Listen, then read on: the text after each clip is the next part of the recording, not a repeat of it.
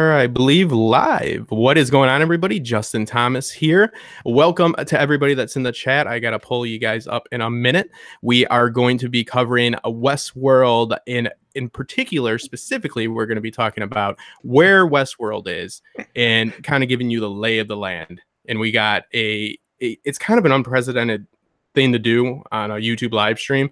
I have a guest with me that is actually qualified to talk about this topic. And I know that it's unconventional, but we're going to try it out. Milt K, he's a geophysicist. Welcome, Milt. Thank you for taking the time for putting together a wonderful presentation for us. And we're going to kind of do a series with this. Would you like to say hi to everybody? And then we'll go ahead and get into why you're actually the person to be speaking about this. Because I got questions for you, buddy. Yeah, so hey guys, it's Milt K with the Citadel Trivia. Just wanted to thank Justin for being here. It's been a while since I've been on one of his streams, especially on Westworld. I think this is like maybe the second one on Westworld. And usually, we've done stuff on Game of Thrones, so this is kind of an interesting diversion to get into the Westworld side of things here.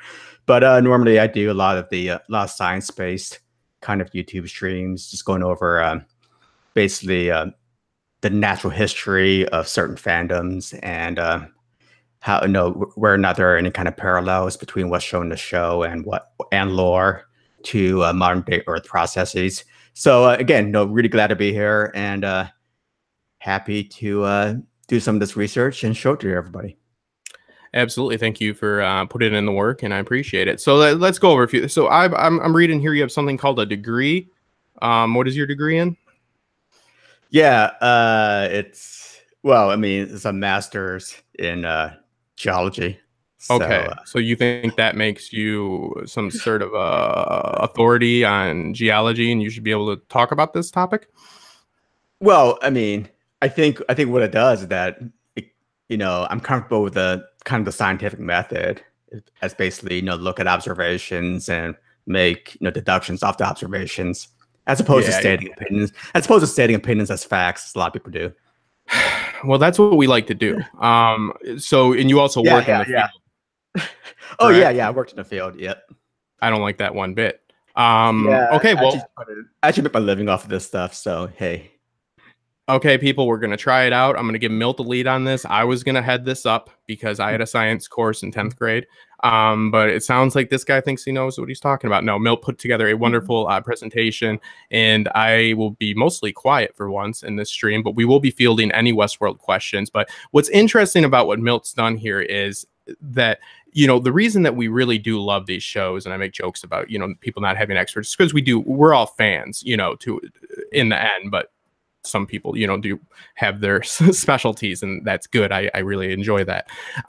But it's about immersion. We have, for Game of Thrones as an example, we have a World of Ice and Fire. They even have a map book. We feel like that is a real tangible world. That's something we can reach out and grab, so that makes us connect with it so much more. Westworld has made a point to put out all their breadcrumbs of information since even before the show even aired, which include topological surveys and maps and little breadcrumbs about where is Westworld, what is Westworld, and so on. So we're not really going to be proving or disproving theories at this point, but as they keep dropping breadcrumbs, we're going to keep this series going. We'll be doing these live streams as needed, pretty much, as if they put out more stuff on Delos.com or Discover Westworld, we will jump on it and we will get something put together, and Milt will guide us through it, and we can come to some conclusions and just take an educated guess on what we think's going on, and in the end it makes what we love even better. So what's better than that? We already enjoy the show. Let's, learn a little bit more about it. Let's take what they're putting out there, because they're not just doing it for the hell of it. They're not wasting their time putting out topological surveys or whatever just because they think it's fun. There's a reason behind it. So it's interesting. And especially if you get a geophysicist, you utilize them. So Milt, go ahead. And if anybody, I'll be fielding questions throughout the chat as the moderator as sorts, but I'm going to kind of shut my mouth for once and let Milt take us away. And if you need anything, Milt, on my end, let me know. Yeah, and everybody in the chat, Go ahead, sir. don't believe Justin when he says he's gonna shut his mouth. But yeah, so basically I'll be going to share screen mode, so I won't be able to see anything on the chat. So I'm sure Justin will butt in if there's any kind of compelling questions that are going to be asked during this presentation here. So I'm going to go into basically share screen mode here. So I'll be totally out of the chat at this point. So can everybody see this slide pack? You're looking good. Awesome. Yeah. So again, what we're going to do here, the focus is really going to be on the Westworld location origin, and basically, and this is based on kind of like bits and pieces of information that we got in the first couple of seasons of the show. In terms of the location origin, some of the supporting evidence that I'm going to go through is firstly, basically the latitude and longitude of Westworld, based on the season 1. Episode 10 Finnish subtitles. This is kind of a not well known piece of evidence, because I'm sure nobody has, not many people have the DVD sets and actually look at it with the Finnish subtitles in them. But it's there. So also we're going to take a look at the modern day political boundaries of the area itself. Like where this latitude and longitude sits in, and how it's consistent with the Chinese jurisdiction of the park as seen in the show. Thirdly, the area of the quote unquote park. I use that term very loosely because it was basically because Jonathan Nolan is saying that, and, he's a producer. He not really quite sure what he's talking about when he mentions a kind of a land area of the Westworld Park, because it may not be actually of Westworld. And then we're just going to go through and look at some of the maps that are on the websites, in the Dallas websites. Westworld, I think people have seen that one, but there's actually a Shogun world map actually that's been produced and is out there and available for everybody to see.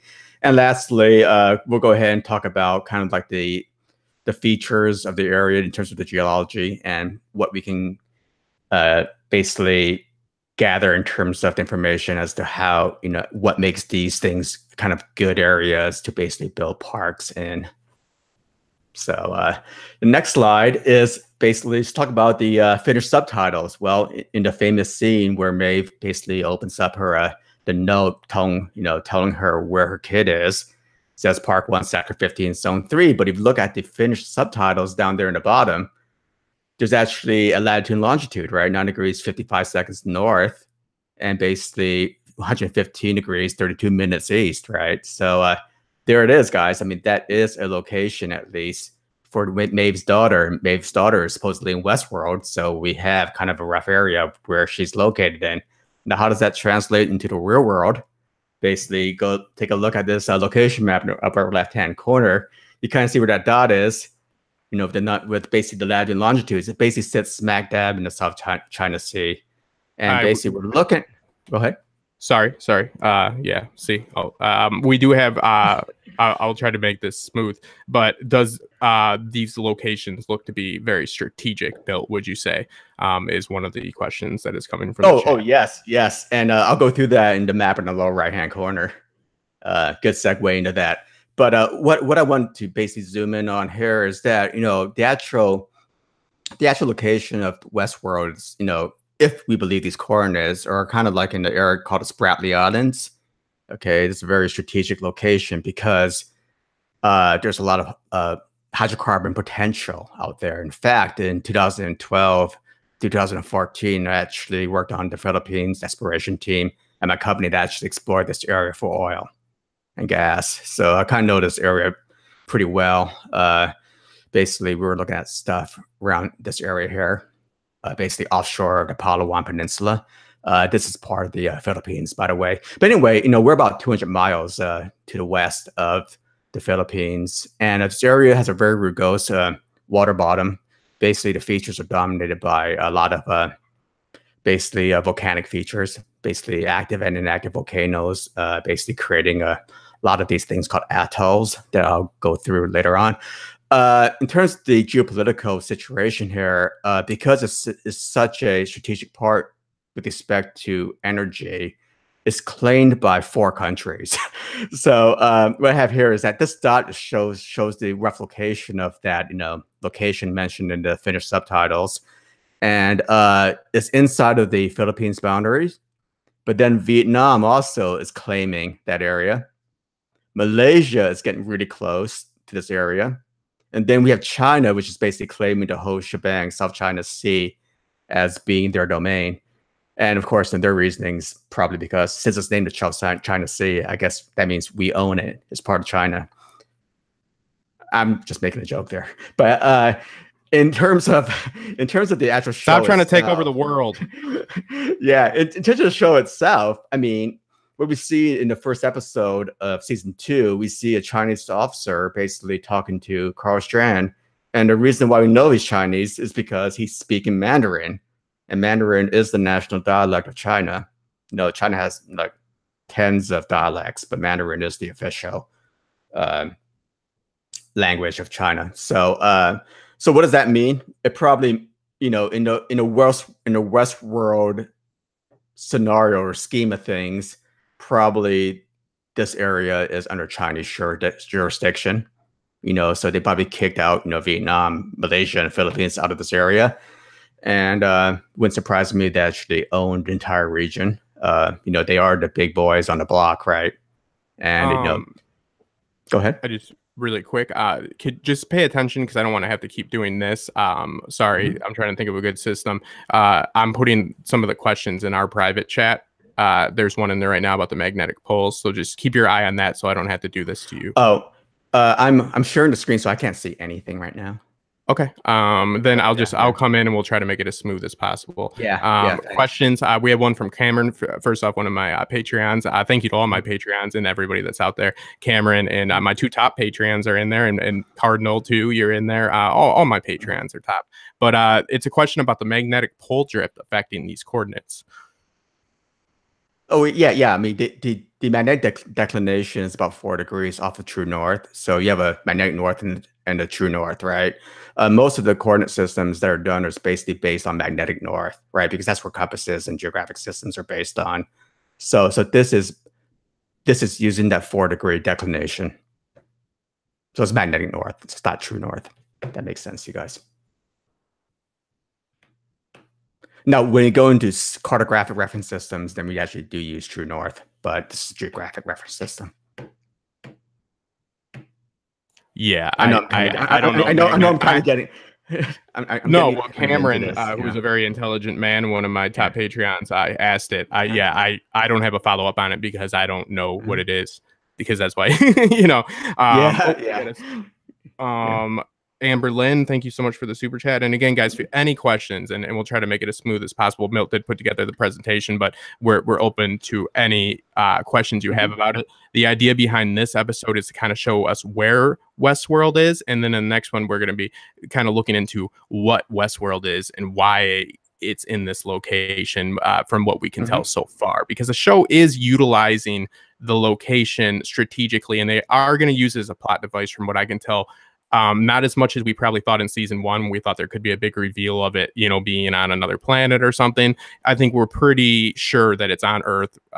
Pretty much it's on Earth. We know that. I think that the area, though, that they did pick, as Milt is going to continue to show, is going to play into the overall plot in our narrative. And I think obviously they probably did pick a location that just made sense and they knew, was open. And they know people are building in the South China Sea, so this is feasible and all that. But I think Milt's got some really interesting stuff here. But yeah, I mean, any scientific questions, Milt is an expert, so we can give them to him. And I'm sorry, Milt, I might ask you questions that I have no clue what they are, but I think you'll handle it. No problem. Yeah, no problem at all. So I guess, but before the questions, we're talking about, what's happening in the Westworld right now in this area. So I guess, the idea is that, I'm assuming that China has claimed this whole territory and now has jurisdiction over this entire area. Hence, you have the Chinese ships and Chinese navies off the coast of Westworld, and also actually it's a really good plot device, right? Because, I mean, are people going to get scared if the Philippines is taking over in this area? Probably not. No offense to the Filipinos in the chat, but, China's the bad guy, right? or the current day bad guy, if you listen to our president. Yeah, But I mean, that's enough the political talk. well, hey, I mean, you can say it. I mean, you're Chinese, so but we did Sure. have a question from Cardinal. Let's see. I have to find it really quick. I lost it here. How'd they get away with putting it where it is? I think Milt is kind of speaking to that, because as Cardinal knows very well, she's in Australia, or he is in this. My apologies. He's in Australia, so they are very aware of that situation with South China Sea, because from my understanding, there's a threat. They feel threatened by the Chinese because of the amount of expansion. And but I don't know if that's something you can get more into. I think Cardinal, they put it there because, again, it's something that makes sense, because it's not going to be a huge plot device, but they need to make sure that it's realistic. So they picked a spot that had some existing islands on it already, and it would make sense because they are building artificial there. But you have some really interesting and scary geopolitics going on over there. Yeah. And for the show, right? Again, given the current day political climate, it kind of makes sense for at least the Chinese government to be kind of like, in charge of everything, taking over everything. Right. So to me, I think I'll rolls them together. As to what's going to happen in the future in the real world, I have no idea. It wouldn't surprise me if people come to blows in this area, only because it's such an oil-rich province. Yeah, my question to you, Yester, remember, was why would they, if China does own this land, which it does seem they do in our fictional TV series, we know they're building military establishments, which you're about to get into, I know. So, we have to think about what would be the benefit. This is where the narrative comes into this, and this actually mattering for a show, because we have to figure, in the real world, they're using real world locations, are using real world events to they're injecting them into the fictional story. So we have to think, why would China, build up some artificial islands on top of some of these pre-existing ones, which they're using mostly for military outputs? Why would they sell the land to a theme park? So is that connected somehow? That's where you can start to build if you're into building theories and stuff. That's just where this becomes more relevant.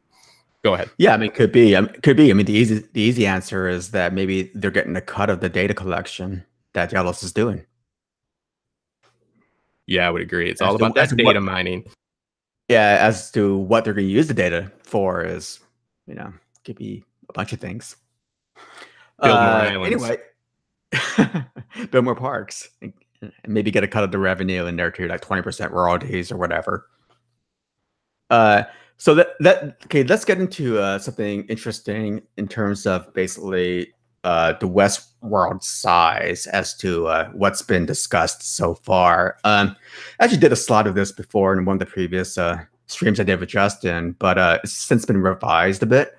Okay, there's this interview that Jonathan Nolan did a couple years ago, and it's kind of written here in the bottom for Entertainment Weekly. He, starts talking about, basically, what the West, it looks like the Western United States, they were pretty rigorous about the scope and scale of it, about the size of the park. And he says that's within 500 square miles. Okay. And that's a key word. What is within 500 square miles? 1 square mile is within 500 square miles, or it could be a 500 square mile park. And before I was using this 500 square miles kind of being the outer boundaries of how big it could be. But then if you look closely at the map itself, it's really consistent with what he's saying. Basically what you see here, the scale bar, is that these centimeter increments on a map is actually 1 kilometer increments. So really this bar here represents about 5 kilometers, okay, or 3.1 miles if you want to get into imperial units. So if you just kind of use this as a scale, it's basically just kind of measure it through here. You have a diameter only about 11 miles at the maximum point of a circle. Okay, I'm assuming that Westworld's the size of a perfect circle right now, the shape of a perfect circle. It could easily be oblong or square, but for simplicity's sake, and to keep the math simple, just to make it a circle. So when you actually do the area calculation, pi r squared, radius 5.4 miles, you basically get around a 91.5 square mile area for Westworld. So it's still within 500 square miles. So Nolan's technically correct, but it's definitely it's like 5 times less than what he said. So what is he? Go ahead. So yeah, and we do want to also put in, now this is like this obscure article, and of course, you know, we've found it, you know, like we've been talking about it since the first season, that Nolan made this comment. And now Nolan is known to make comments. He also said that at the end of season 1 we would actually find out where Westworld was, the location, like specifically, and that ended up not happening. So we do need to, you know, take this with a little bit of a grain of salt, but he's the creator of the show, so this is what he's envisioning in his mind. So we have to consider, is this what he's talking about for Westworld, like just that single park, or the whole landmass? And again, like, what's the radius? Is it a perfect circle? Probably not, you know. So but we get the idea of how big we're dealing with here, you know. I mean, again, he's not a geologist. So, you know, he writes TV shows. He's definitely not a geologist. No. Anyway, so basically we're looking at about, you know, an area about 91 square miles, and that's roughly the size of Seattle, just for scale for everybody. Seattle metro area is about 84 square miles.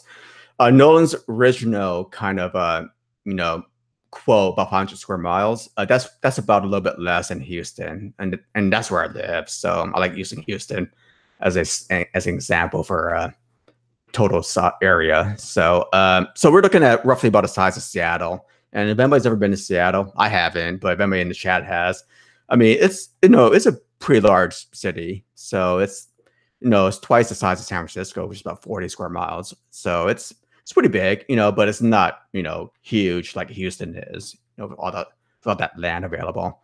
Interesting part of this map also is that I have it covered up here, but it says the, you know, topology survey of the park, and it's under the command of the United States government. And Justin could correct me. He can actually mention whether or not that's actually changed or not. Justin, do you remember? I was just typing that in the. That's what I literally just typed into the chat, is so people would know. I didn't know if you were going to go over that again. That I found that like what, a year ago, and I was all happy. I messaged you in the middle of the night that the first topological survey was listed as conducted by the United States. So, and Cameron had a good point in here, you know, that it would make sense for China to lease out some of this land, maybe to get some of the right to the developing IP and whatnot, as well as, you know, part of a larger political, you know, plot and windfall. Cameron's a very intelligent man. So it would make sense, because what I figure happens there, because the first topological report comes out, it says surveys conducted by the United States government. Then they retcon that. They take the site down for a day, and we get a new survey, and all it says is it's done by the zoning.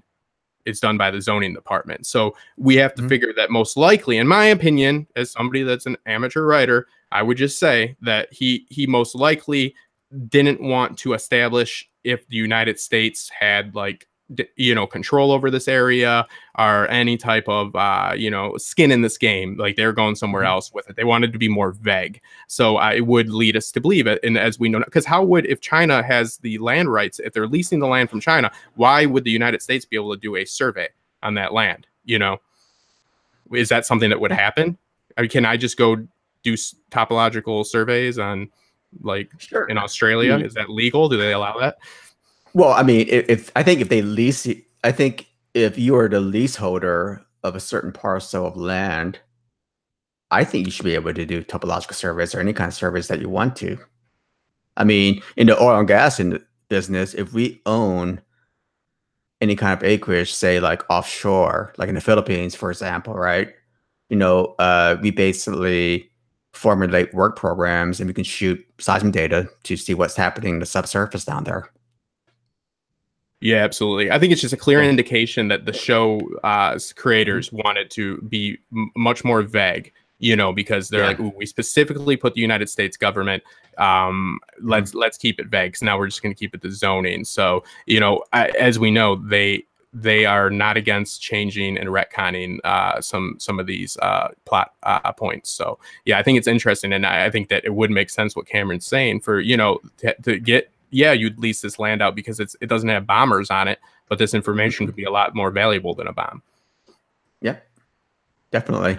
And I think, I guess my last point when talking about like the area and the size of Westworld, I think the actual size of Westworld is just basically 11-mile, maximum diameter, of the area. Makes sense in terms of, the time span that we're looking at. We have all these people like Maeve and Dolores walking on foot, going from place to place in a very short time span. And you could really only do that if the area was small. And an example here is to go to Sweetwater to Abernathy Ranch, right? That's only about 3 kilometers, about a brisk horse ride away, for Dolores, to pick up her can of milk and basically go back to the ranch.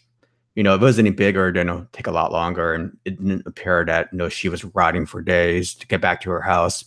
So, I think just based on a lot of the foot traffic that we saw, within a given time in the show, I think really does support a smaller area than that 500 square mile area that people were using previously, that Jonathan Nolan said. Yeah, because the train distance has to be enough to get Teddy in and out of the park. We have a few like factors that we can put a few variables we can put into this equation, and it's the train rides that we see in season 1. We see that Teddy is turned into Swiss cheese every day, and he comes in on that train every single day. So that must be a very short. We're all assuming that this train ride doesn't take as long as it's as the guests get in the experience, because again, this is immersion, this is a theme park. So even though we see Jimmy Simpson's young man in black fall asleep in the first season, this is just my opinion, but I don't think it's because of day pass. I think that that really wanted just to kind of like put in that whole idea of him waking up in another world. I think that was more of an artistic licensing type deal, taking some liberties, because we see that the train hits in season 2 fairly quick, even though again they keep it vague. By they start showing at the end of one episode the train in real time on their 3D map coming at the mesa, and then we don't get the impact until the beginning of the next episode. So we don't technically know if maybe a year could have passed in that time. We know it didn't, but you know what I mean? They've kept it vague on purpose. We would probably just have to assume that this is definitely not a train that was made for like, to be something that was like actually efficient. It's probably going in circles. Yep. And another point I want to make was that basically, if people have been to Disney World, it's a huge park, right? And Disney World is about 40 square miles. So this Westworld Park is roughly twice the size of Disney World, but with a lot more relief and terrain, right? So I can imagine walking through this, with the variable terrain and relief going on, that it might take a lot longer to get from point A to point B versus a flat topography. And also, I'm keeping this 500 square mile for another number for another reason, and I'm going to basically from now on assume that this 500 square mile is basically what Nolan's really talking about, is that he's referring to the whole Delos complex, not just Westworld. Okay, I mean, he could have just been exaggerating for artistic effect, but for the calculations and maps I want to show you, I'm saying that, okay, this 500 square miles for the complex. And within the complex, you can have 3 parks that we see, right? The Raj, Shogun World, and Westworld inside of this 500 square mile area. But to keep that in mind, okay. So another thing that we basically saw, I guess on the website here, I had the website basically publicized for everybody here, is that there's actually a map of Shogun World here. And if you just look at based on the scales themselves, they're roughly the same. Okay. And so what that tells me is that they're going to be pretty much equal or identical to the same size. So Shogun World's basically the same size as Westworld. And so we're looking at roughly about, again, 90 square miles.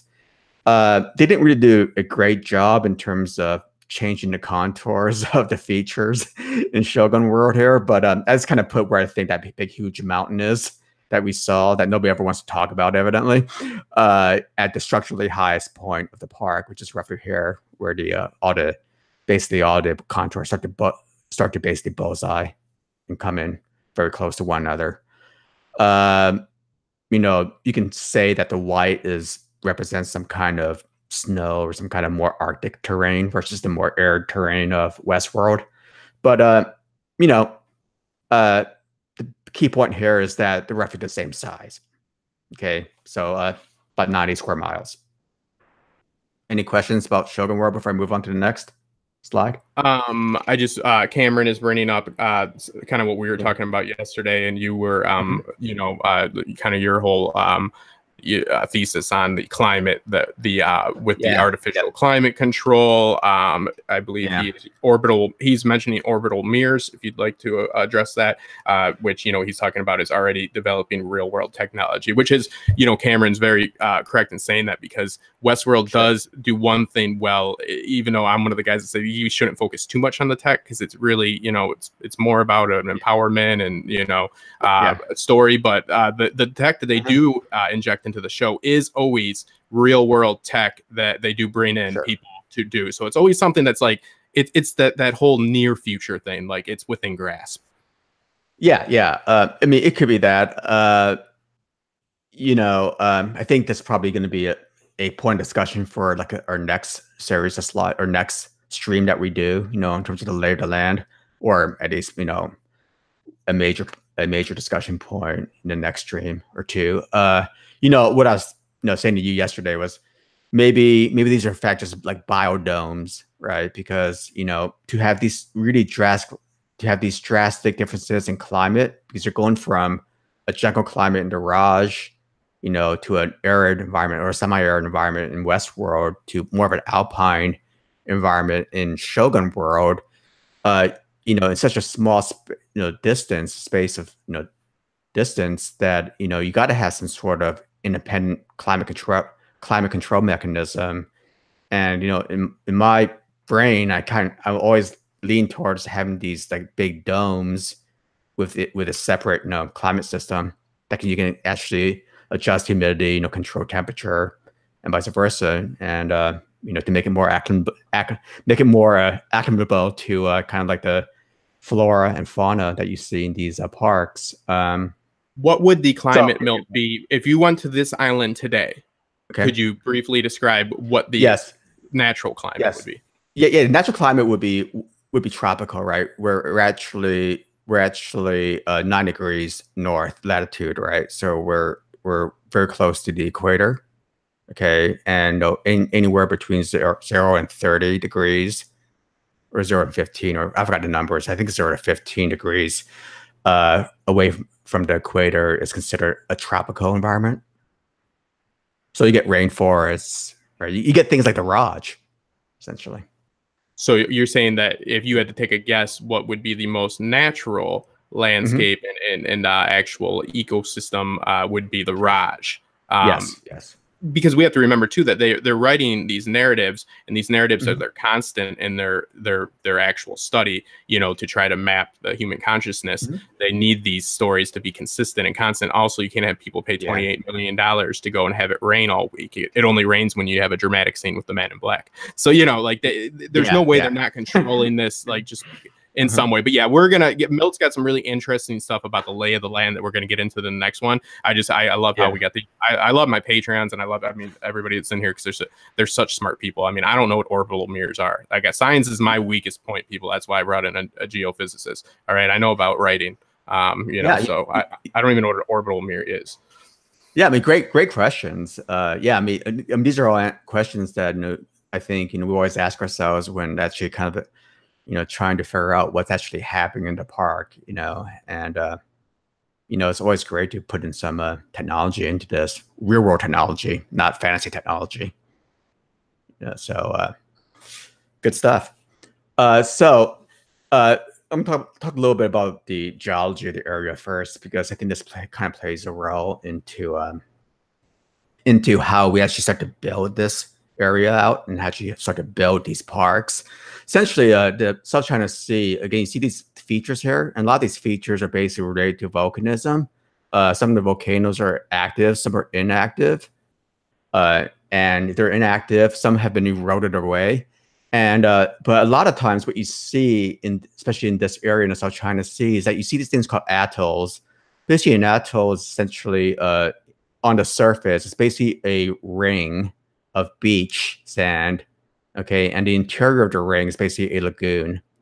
Okay, so you see this little ring here, a little ring there, a little ring here that's being exposed. And it just so happens that that location that they mentioned on sits smack dab on top of an atoll. And basically, here's a close-up of that location here. It actually has a real name. It's called Mischief Reef. And boom, there it is right there. And basically, around the atoll, you get these coral reefs that are being built. And how these things actually form is really interesting. Essentially, you start with a volcano, right? And you basically, along the rim of the volcano at sea level, you basically start to build up these coral reefs. Okay, coral reefs actually grow until they reach sea level, essentially. And you know, with subsequent erosion of the volcano itself, you actually develop a beach around the rim of the volcano. Or, you know, in combination with a relative sea level rise. I mean, I think we talked about this in the Doom of Valeria talk a long time ago. Yeah, we talked about subduction zones and volcanism and stuff like that. And then I tried to do a 7th grade science fair experiment with the volcano because I didn't know. Yeah, but how do you think you got the name Mischief Reef? Who named that? Going out the Mischief Reef, me and Tommy. You know, I mean, what are they doing out there? Probably the U.S. Navy under MacArthur when they started, you know, basically detonating, you know, thermonuclear weapons in this area. Oops, I'm not supposed to say that, but everybody knows the story about Bikini Atoll, right? They detonated a big old humongous hydrogen bomb over. So, well, you know, we were trying to blow the moon up at one point too, so we get ideas in our head, you know. Yeah, and I'm surprised it's not called Commie Island with MacArthur. But yeah, go ahead. No, yeah. So anyway, so basically, we're basically, you know, you get this volcano, and then as you know, water level rises, you know, and or erosion of the actual volcano itself, right? Basically, the volcano actually gets basically, you know, eroded away or actually sinks essentially, and you develop even more of a beach around it until at the very end of the day, the actual center of the volcano collapses or water level rises to the tip of the volcano, and basically ended up with basically a ring of beach sand, if you will, with an interior lagoon. Okay, so and these are what you see all over the place in this area here. So this is a perfect example of an atoll. So this was basically the rim of the volcano, and then basically where the lagoon is basically the center of the volcano. What I've done here also is that I drew these little circles based on the maps that I drew showed you guys earlier, right? Where this is basically a circle, a 500 square mile circle. Okay, basically that to me will represent kind of like the size of a Delos complex. And this other circle here to scale is basically the approximate area of Westworld. Okay, it's that 10.8 mile diameter, right, with the 91.5 square mile area in it. So everything's to scale here. And I'm going, okay, so if this is the size of Westworld here, it looks to be, this atoll seems to be a lot smaller than the size of, you know, the approximate area of Westworld here. So what's going on here? And this basically gets you thinking is how could they actually build these things out there in terms of actually building a park? You know, the easiest answer is, you know, why not just fill it in with dirt, right? We have the technology and the manpower and the money, or we think we do. So that gets into the building of the Delos complex. So basically, what do we know? Okay, we know that this Delos complex itself is composed of 7 parks, right? And that's according to the Delos website, even though only 3 are actually known at this point. And we also know that Shogun World, Westworld, and the Raj need to be adjacent to each other, right? Because we have Shogun World next to Westworld, we have the Raj next to Westworld. Emily went from the Raj to Westworld. And Maeve went she to washed Shogun up, World.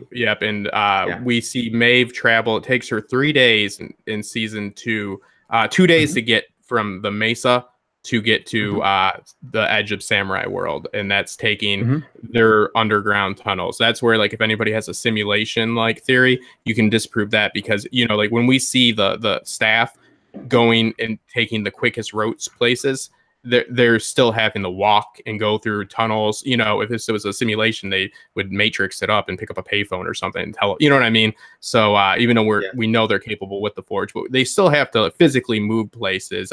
It's again really hard with the nonlinear storytelling to really nail down a timeline, but it's definitely about 2 days. That's almost confirmed, that there's really no way to argue that it takes her about 2 days to go through those tunnels to get to the Klondike at least, and then she spends a day in Samurai World itself, or Shogun World. My apologies.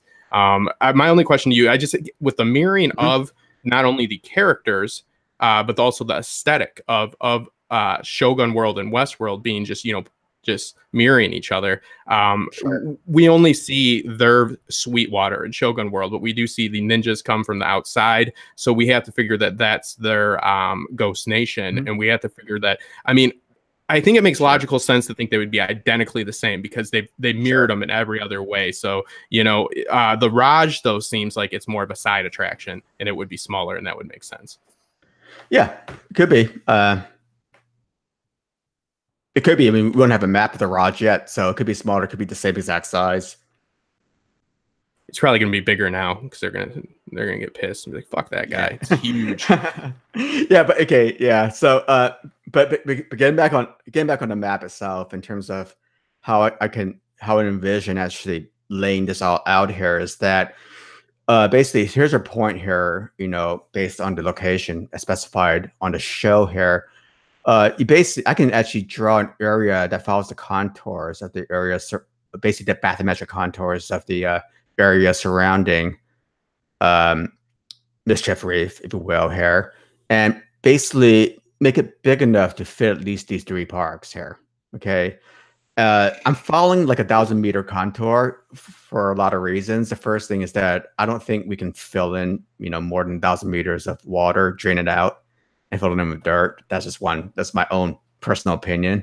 And we have deep water on all sides of this atoll here. Go ahead. Can we presume that the based on the terrain that we see, that the beaches, that the parks would be a bit below sea level? That is being asked by Cameron. Yeah.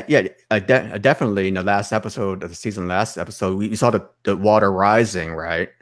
From the Delos, from the cradle, right?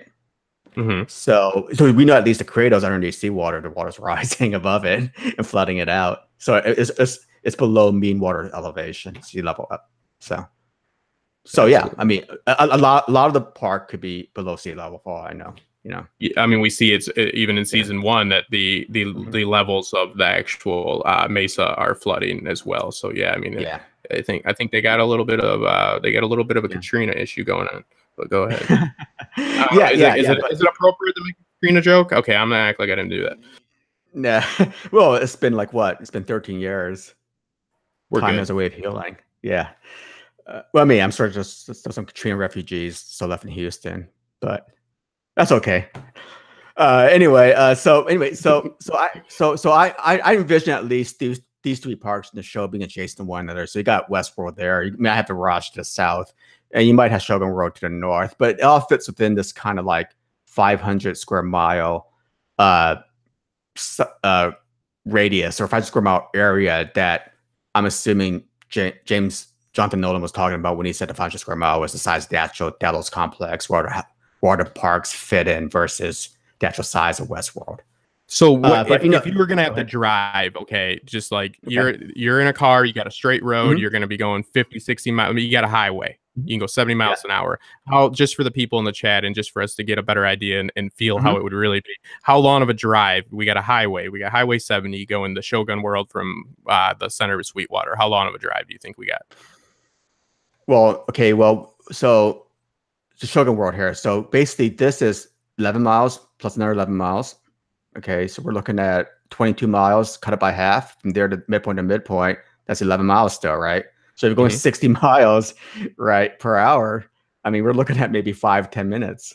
Gotcha. Max. All right. Yeah. So yeah. And then on a horse, I think. Yep. It'll be a lot longer. And on foot, it would even be a lot longer. And remember, right, they actually built terrain here too. So terrain's actually going to slow you down as well. Yeah, I was just trying to Yeah, put out a yeah, hypothetical of if we did yeah, have a straight roadway, just so we get yeah, kind of a sense of how the feel. And yeah, go ahead. My yeah, apologies. yeah. What the interesting thing when I was kind of doing this mapping exercise was basically I was trying to basically honor the contours of the sea level, seawater, of the water bottom, if you will. Oh yeah, So absolutely. I wanted you to do yeah, it yeah, correctly, not do yeah, yeah, my hypothetical roadway. yeah, I just yeah. want to get a feel in my head for it, because I haven't been there Yeah. since. Yeah. So anyway, this dashed line represents that 1,000-meter cutoff, and so we can fit 3 parks in there, but we kept fit the other 4 parks, assuming that if you say that all 7 parks are within the same complex, that can't be done.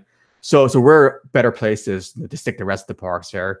So over to the west here, you got these little high spots here that probably fit parks 4 and 5, and then there's like another park. There's like another high spot here, another atoll that could probably fit 6 and 7. Or you can actually put 4 or 5 or 6 and 7 into here and here. But, I don't think, at least at this point, I'm not sure if you can fit all the parks, assuming that they're the same size, okay, into a 500 square mile area. Yeah, I mean, that's interesting. We Yeah. have to assume Yeah. that, especially with the information that we've been given, that a lot of season 3 will supposedly be taking place outside of the park. We will see Westworld, but they're saying that we will be departing.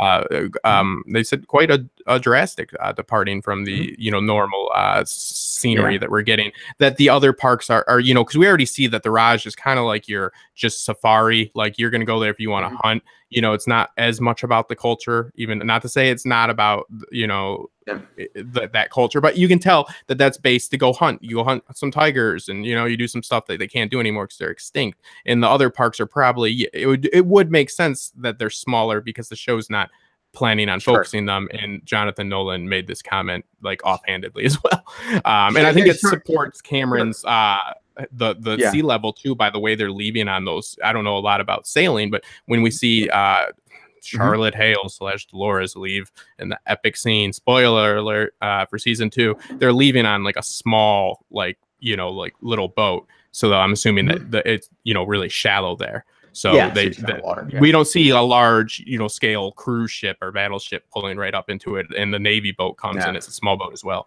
Yeah. And also, if I had to pick my spot to where to put a park, it wouldn't even be here, right? If I wanted a big place with shallow water, I would actually put it up here to the northeast. See these big flat areas here. We're only 200 meters, water depth here. It's that way of thinking, man. I'm just saying, yeah. I'm not talking bad about your culture, but you just have a feeling for building islands wherever you want. So you've already picked out your spot. Yeah. But anyway, I mean, the reason why I'm picking these high spots also is that, I think, okay, if we assume that this is the right area, okay, and we assume that we want to basically take advantage of the natural terrain where we want to build on high spots, then we can basically build out these parks by basically, creating barriers around these atolls and basically infilling them with sand and dirt and whatever. So you basically form these little islands. And in fact, what they're doing right now, this is a picture of Mischief Reef that the Chinese are already building up these kind of structures on these beaches, right? You got these little what are those then, Milt? And those are storage facilities, radar communications facilities. What are they holding there? Missiles? Do I see something about missiles there? Maybe data. Maybe data about Westworld guests. Yeah, nothing. I don't know. It could be anything, right? I mean, what is the missile shelter up there? I don't see a missile shelter. Yeah, you have it. It's right on the map. It says new radium. Missile shelter. Oh yeah. Oh yeah, there it is. How do I know? I don't want to guess. Yeah, it's missiles. Yeah, you just build them. Yeah, I'm just saying. Yeah. Hey, it could be a very. You're not on trial here. No. Maybe it's a very excited United States naval, cartographer who thinks he saw some missiles there, but in fact, it's just, a couple of buildings or a couple of rice silos. It's just kids being kids, man. It's the Missile Club or something, you know? Yeah, go ahead. But the idea is that I think we do have the technology now to actually kind of build these kind of like, you know, barricade off the edges of these atolls and basically just drain out these lagoons. Boom, you know, you have a little island there that you can basically terraform to your heart's content. But you know,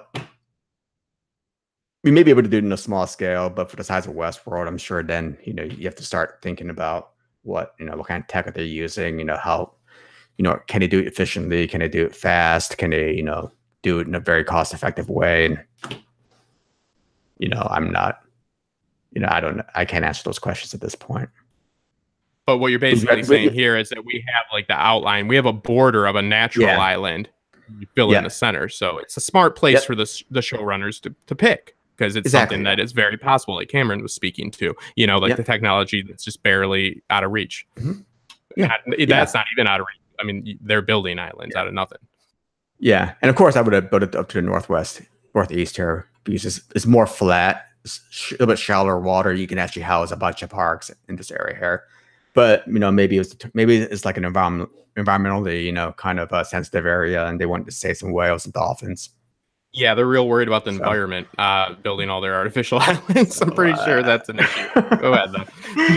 No. I'm not trying to be insensitive to the environment, but you kind of wonder. I mean, we had to fight, you know, when we were actually shooting seismic surveys out there. We had to fight. There was a lot of environmental regulations associated with shooting these offshore surveys. Getting in the way of the oil business. Yeah. Yep. Yeah. Deepwater Horizon. That's all I'm saying. But it's a good thing to be environmentally conscious. He's in the oil game, people. We're really getting serious here. But anyway, that really was kind of like the end of the presentation. So I think from this, you know, we get an idea of the location. We kind of get an idea of the size. We kind of get an idea of how, you know, the natural terrain, how they form. And I think this last slide just kind of shows you how it can be built, you know, a theory about how it can be built. Now, I mean, to quote Preston Jacobs, I'm probably wrong about half of this stuff, but, you know, at least my mind, I think this kind of makes sense. So that's really about it. I mean, I had some more material, but I was going to sandbag them till next time anyway. No, yeah, but what we want to kind of establish here is where it's at. So let's just do a little like brief overview of where it's at. So I want to hear your guess on relating to where we know Westworld is, because the Finnish captions have given I call it the Finnish connection, have given us this information. Where do you think Dolores is on the mainland? Where do you think that is? Okay, so if I go back to the location map, if I go back to the location map here, you know, the nearest metropolitan center, you know, assuming that no big cities have been built up, you know, at the time of the park expansion, is roughly in the Philippines. Okay, so here's a Palawan Basin here, and Manila would be right there. So if I had to guess where she is right now, it'll probably be somewhere in the Philippines, probably in Manila,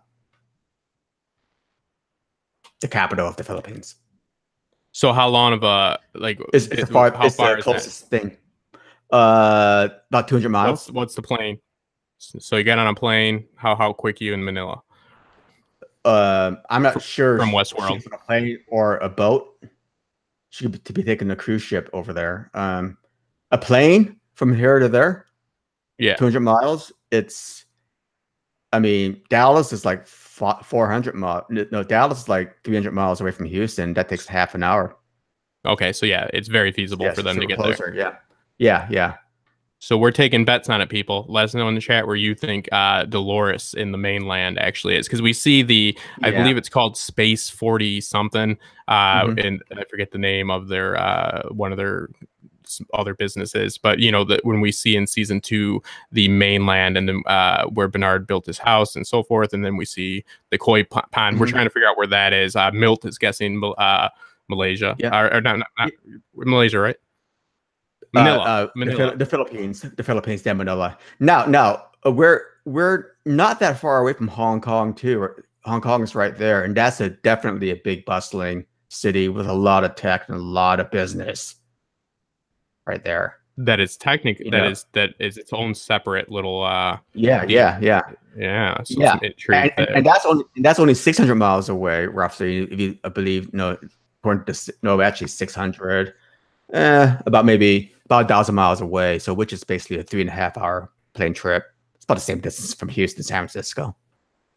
Yeah, and what's interesting about Delos as a corporation, from the little bit that we have, the little breadcrumbs again that they drop, is that they have a large maritime financing. They got a lot of they have a lot of naval boats. They have their own navy, their own personal navy. So we have to think this is the future. Look at what they have invested heavily in naval operations. So we have to figure that this is almost, that there is a lot of island jumping going on with how, they're doing their business and whatnot. And this would be, I mean, this is island. I mean, it's you got the Solomon Islands, if you go a little bit, down and towards Australia, but this part of the world, definitely you have lots of little parcels of land that naturally exist. Correct?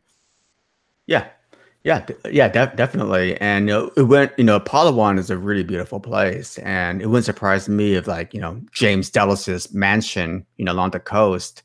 I'm sure he has many mansions around the world, but the one that we've seen the show is actually very close to the park. It's somewhere around there.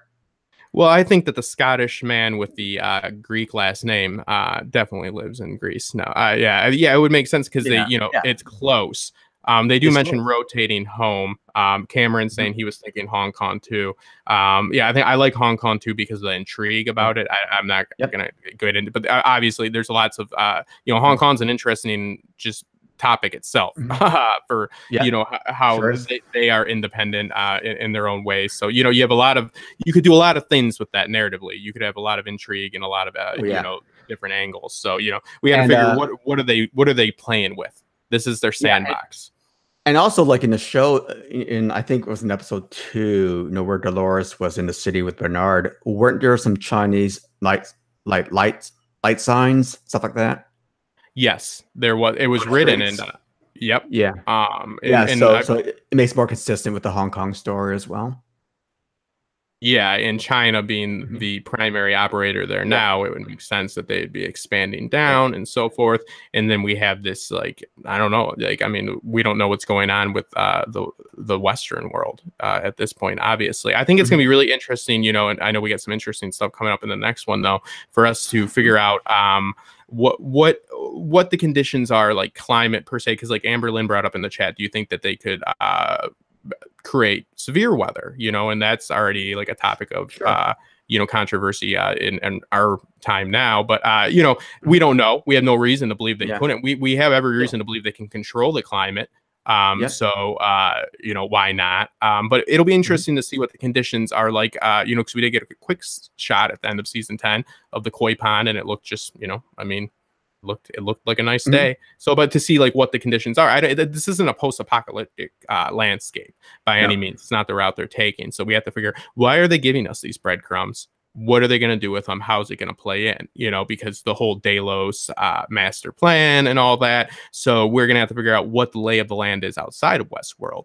And then also your very interesting, theories and information that would make sense about how they're building Westworld itself once the island has been built. So we've established where it's at, people. That was the point for this one. And the next one, we're going to establish how it is, why we see these the mesa being built into mountains, and how that would make sense with these, like Milt was talking about, not seeing certain things on the skyline and so forth. There's very I think a lot of the stuff is definitely for symbolism. You go deeper down in the Delos structure, you literally have to go deeper down in the building. It's like literal. So there's a lot of symbolism and stuff like that, but it's, it's very interesting the way they're doing it. And I don't see a big space twist, and that would piss me off anyways if it was on, some other planet or something like that.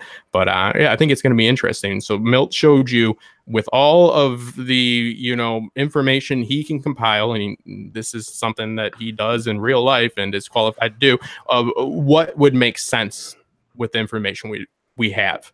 And those writers are definitely going to make sure that they place Westworld at a location that isn't going to be debunked as being impossible to exist. So, we just have to take it, with a grain of salt right now. But we do know that locations and the time it takes to get places is not as important as a plot device as Game of Thrones uses per se. But Peter Abernathy and stuff like that was on the loose, and they had to physically go and track him down. So the lay of the land matters, you know. And like I said, when we love these shows and all this, and they give us these breadcrumbs, it's more immersive, and it's all about that immersion, and it's all about the little breadcrumbs they give you. And you know, we're just, and me and Milt want to beat everybody on Reddit that has their theories about where it is and how it is. So, you know, they don't got a geophysicist, but I can't thank you enough for being in. If anybody has any questions, yes, Cardinal, heavy-handed symbolism. Yeah. Yeah. Like I said in my analyst, I said, you know, have a little bit more faith in us, the fans. We, you know, like season 1 was done with that nuance, that light touch. You know, you don't want to have, I mean, come on, we got it. We got the biblical connection. We got it. Like, they drove it home so hard. It's almost like they attracted a whole bunch of smart, you know, interested people, and then they just, you know, dumbed it down 10 notches for the second season. So hopefully they stop patting themselves on the back and just take a moment to, you know, to go back to what they started with. But yeah, if anybody has any questions, I can't thank Milt enough for coming on. A lot of people still, Alicia, they like the theory of it being underwater in the ocean. You know, I think that, you know, that's out there. The film theory guy did that and all that. That was mostly based off of that decompression zone at the Mesa hub. But that is, in my opinion, and this is just an opinion, that's not really being like a decompression zone because it's outside. It's just like what they call it. It's just them after their trip. They have 28 days they can be in the park, and they go and unload because they're collecting information on them, because everything you say there and do there is being recorded. So I think that is is a figure of speech. It's not literally like going. They don't literally need to go through that process. But yeah, I mean, anything's possible. I would say though, it's pretty. I would say I would bet my money on it's definitely not underwater. It doesn't seem like it is. It seems like we have enough proof now that it's not. But again. They also said Anthony Hopkins wasn't coming back, and I stuck to that. And they made me look like a dick. So what are you gonna do? Yeah. In terms of the underwater thing, yeah, I mean, doesn't necessarily have to be underwater, but I think a lot of it is underneath mean sea level. So it's just barricaded, but you know, you see the water rising, so we already know that it's gonna be below mean sea level. So yeah, Cameron's saying that a lot of complex. He's liking the Hong Kong because the narrative already introduces Chinese military may hears Mandarin as one of the only other languages other than English before they board the train. So that's a good point. Yeah. What are they programmed to hear? She's not learning you know, French. Yeah. I mean, Hong Kong is a great you know, is a great place for her to be in, because you know, it is a bustling center of commerce, and you know, who's to say that in the future time of Westworld, no, that's not a very politically important place as well. Yeah, and then like I agree with you. That's what I was trying to say. It's a psychological decompression. It's not a physical thing. But again, I don't know, you know, for sure. But I mean, I don't know. They took a boat out of there, not a submarine out of there. So, but it brings up a lot of interesting questions. I'd like to thank everybody again. I will be what I'm trying to launch right now, and why I have to GoFundMe is that the ad revenue has been obviously very low. I don't make money off my channel. All I do is I try to just kind of break even with, because I use premium program. I use Adobe After Effects. I use Adobe Premiere Pro in my audio programs and stuff. So I pay for memberships, and I don't believe in asking for money to go on trips to go to cons and stuff. I'm not. Hey, if that's your thing, that's your thing. I think luxuries are luxuries. But I have a wonderful small group of Patreons, but they're a small group of dedicated, intelligent, as you can see with these questions, passionate people that I can't thank enough. I did start a GoFundMe, which is against like every thing that I ever felt, you know, like every instinct I had, but just because I'm trying to get some of my memberships have expired for my editing programs. So I need to get myself back up to speed because, you know, I work full time and then I dedicate my time. So again, I'm not trying to make money. That's not the goal. I do this because this is a creative outlet, and God bless the people that make it easier for me to do. So if anybody's wondering what the GoFundMe about, it's the goal is $250. Right now I think it's at 50, which it's very generous. And you know, that's my rocket fuel to fuel my creativity and my passion, and to fuel me to go and study and learn. You know, that's, you know, I joke around about, you know, Milt being an expert, but it's no joke really, you know.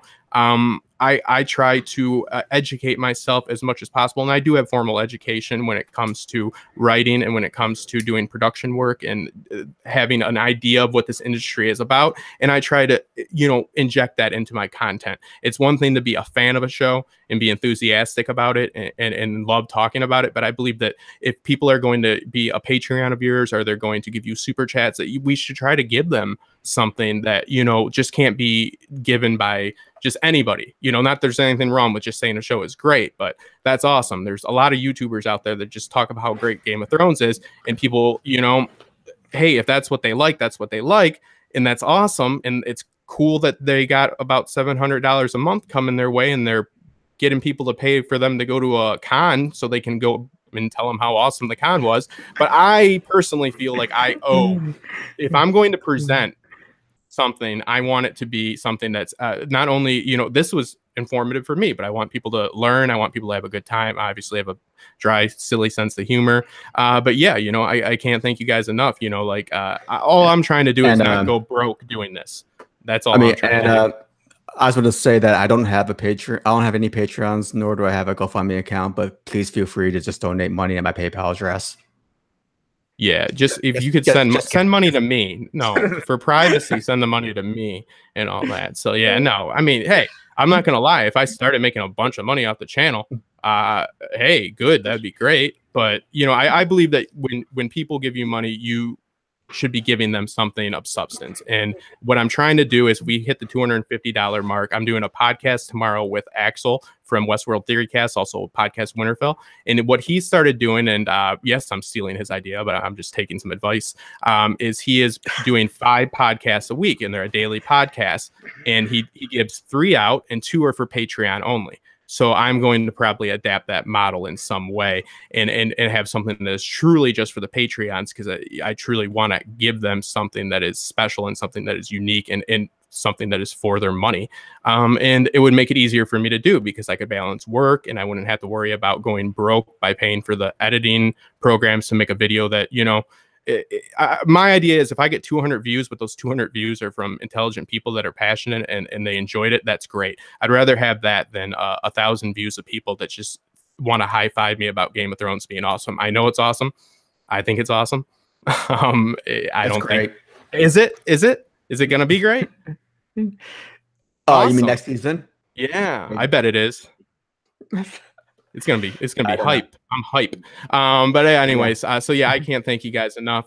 You're very passionate and you're very kind. And Milt, we will have this is the lay of the land. Before the dust settles, we'll be back next season. But right now, we will do these as needed again, because we just don't turn out content to turn out content.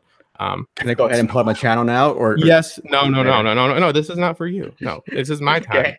You know me. No, I'm joking. Yes. And now Milt, who also does the Citadel of Trivia. Go ahead, Milt. Mm-hmm.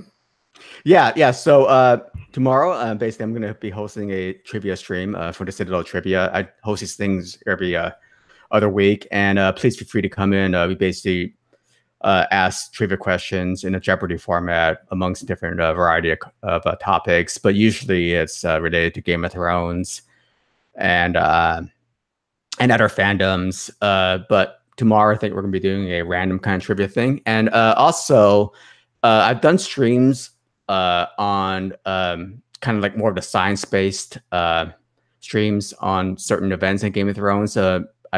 I have it on Top Shelf Fandom and on our sister channel there, but also I had it on Johnny Be Crazy's YouTube channel as well, where I kind of go through kind of more of a geologic aspect of how these actually volcanoes form and how they relate to basically natural cataclysms in the Game of Thrones lore. So please feel free to check them out. It's pretty interesting stuff, and there are a lot of parallels to natural earth processes, but of course there's a lot of stuff that doesn't make sense, so you just have to kind of invoke magic, sort of like what you do with Westworld sometimes, or you try to, but I think at this point I don't think there's much magic being invoked. So again, it's been really great being on this stream here, and I really appreciate everybody's comments in the chat. Y'all seem to be very excited about this and asking really, really good questions. So hopefully we can do some more. Yeah, and absolutely. And Alicia, I do want to speak to, yes. And I am who I am, and I might come up rash. I shouldn't say as a whole that people that raise money to get to locations, that is something that is not ethical, because she's right. I do not everybody knows my situation. Nobody knows my situation other than myself, and I don't know other people's situations. I am speaking broadly, and that's dangerous, but yeah, I do see an issue with a large majority of people that I see that are kind of getting paid to go on a vacation. But yes, you are right. There are a lot of great examples up there of people that are going to do that, and the people that are funding it, they're funding it. They're not being forced to. They're funding it because they do want to see it. So yeah, I'm sorry. I kind of come off like that, but hey, I'm kind of just trying to be honest too, that I am honest about how I see this channel and what I think it should be. So when I ask for money, I want to make it clear of what my intentions are. So yes, I shouldn't just make a blanket statement that it's, not ethical or whatever, but I think we all see the people that are doing things ethically and that aren't. And again, nobody's got a gun to the people's heads that are funding them. So yeah, thank you guys so much. And thank you, Alicia. You've always been kind, and you're an excellent content creator as well. So yeah, thank you. And thank you, Milt. And we will see you guys soon. Later, guys.